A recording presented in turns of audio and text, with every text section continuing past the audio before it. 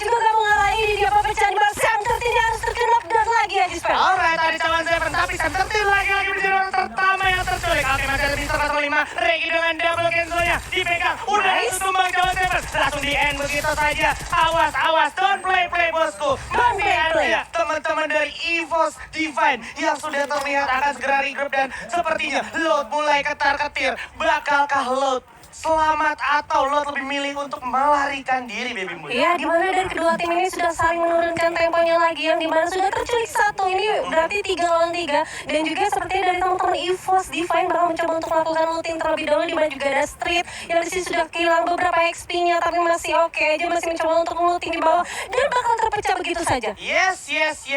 Pokoknya kalau udah kayak gini, gue cuman bisa bilang teman-teman dari EVOS emang harus tetap fokus dan gak boleh sampai misinformation. Karena apa, tadi stepping tuh padat banget dan Shrines akhirnya nyaris menjadi tempat pertumpahan darah untuk membuktikan siapa yang menjadi King of Shrines di sini, Baby Moon. Iya, dimana juga seperti dari Lot nggak akan meninggalkan Shrines begitu aja, masih step by step melangkah, tapi pasti ya meninggalkan Shrines begitu aja. Dan gue rasa di sini objektif dari teman-teman EVOS Divine, dia bakal mencoba untuk melakukan looting cepat dan mencoba untuk mempertahankan posisi Shrines yang dimana kita tahu nih, Shrines itu memang harga mati untuk EVOS. Yes.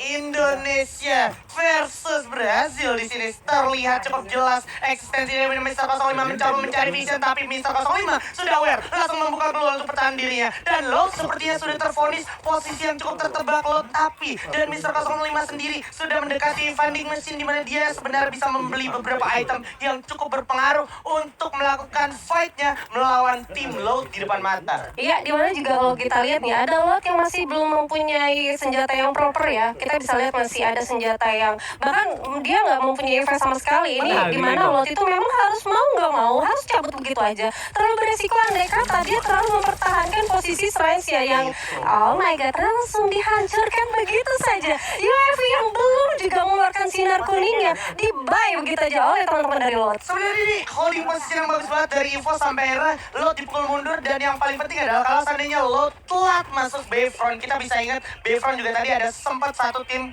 yang turun dan bisa aja ada yang udah mulai aware dan juga standby untuk berjaga-jaga di titik-titik tertentu tempat keluarnya dan juga tempat masuknya dari arah Shrines menuju Bayfront. Dan kalau kita bergeser sedikit ke arah pinggir map, sudah ada beberapa tim kayak contohnya Memot sendiri udah diisi oleh LGDS asal Vietnam juga yang gak kalah menyeramkannya. Dan sekarang kalau kita berbicara, sudah ada satu lagi follow up yang menakjubkan dari AZ, yang mana tadi juga nggak diduga-duga AZ di ronde pertama dia datang dari Sentosa melawan VIP Sport dan ketemu teman-teman dari Burst the Sky dan juga tadi bahkan Nobru dan kawan-kawan dari Fluxo ya. Yes, dimana kalau berbicara tentang Fluxo, ini dia dari tim dari Brazil juga, kalau tim dari Brazil yang dia memang notabene turun di area refinery. Kalau kita lihat untuk play-ins kemarin, First Rider lumayan untuk membagi dua-duanya di area refinery dan juga recommendation, tapi sudah ada tapping-tapping lagi nih Jispen. Alright.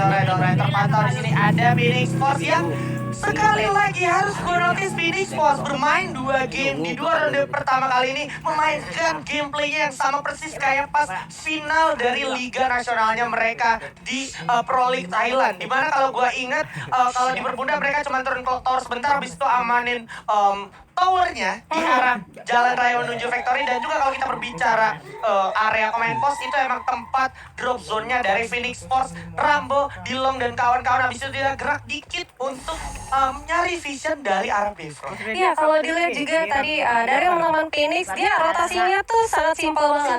Turun dari clock tower, bakal looting cepat, bener aja langsung masuk ke area tower, yang dimana kalau kita tahu untuk Bermuda sendiri itu untuk masih zona-zona selanjutnya tuh masih area di area Factory-nya. Bener. Apalagi tadi sampai late game tuh masih ternyata penumpukannya di daerah sana. Masih daerah sana juga ya. Dan di sini udah ada The Crush dan kawan-kawannya yang memang sudah sangat aware terhadap area Bayfront, gak boleh sampai dikasih lepas. Dan udah ada yang minggir-minggir ke arah pinggir zona dari tim Silence asal region CIS gitu. Dimana kalau kita perhatikan juga ini mereka sebenarnya lebih ke arah mencari aman. Tapi gue jadi penasaran dan juga tertarik untuk melihat di mana posisi di mana sudah ada Fox yang maju, mencoba bermain api, mencoba mencari peruntungan, dan AZ adalah lawan pertama mereka yang harus segera mereka eksekusi. Di mana sudah ada Japa BKR bersiap, ada satu tenter udah diaktifkan juga. Kronel langsung hilang, kita coba di tapping, kita Nobru walaupun tadi berhasil dulu mendapatkan satu sekarang bakal diambil gitu aja. Nobru berhasil dapetin Carlos, malah diajar aja tapping dan nempel pas Japa BKR berhasil dapetin satu Kedira, harus tumbang, bakal coba di follow up juga oleh kawan dari Fluxo. Dua kali berhasil diamankan Odell dan juga Japa BKR ngelihat satu orang di balik gol, bakal coba di Bredelin,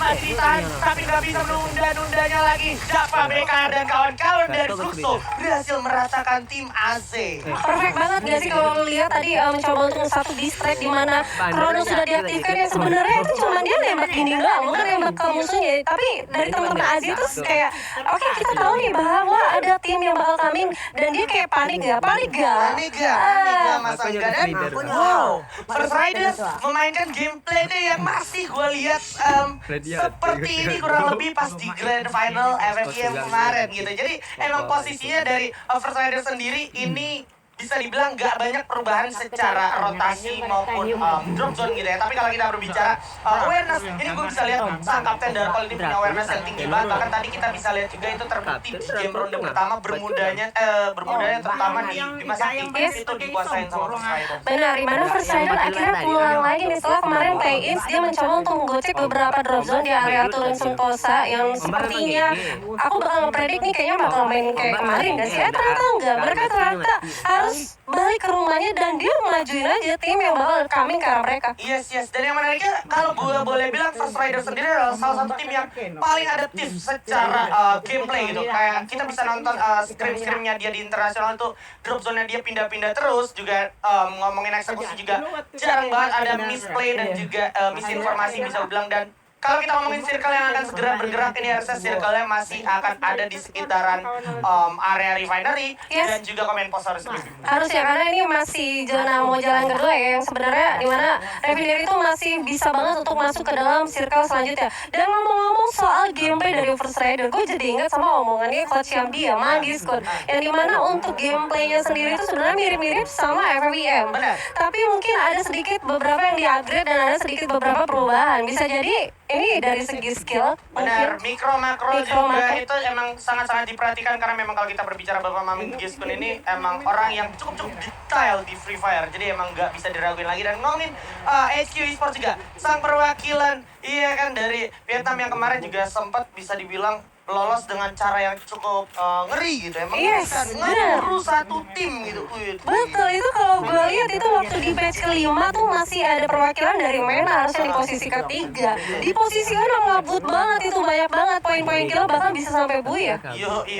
Jadi itu ya dari HQ Esports sendiri juga nggak bisa diremehin. Dan kebetulan HQ Esports lumayan berdekatan sebenarnya sama teman-teman dari First Riders, yang mana sudah terpantau juga nih di balik satu pos kecil dari HQ Esports sudah melihat adanya orang yang naik ke arah tower tinggi di komen pos. Yes, tapi kali ini kita mungkin bakal bakar dulu teman-teman survivor yang ada dimanapun kalian berada.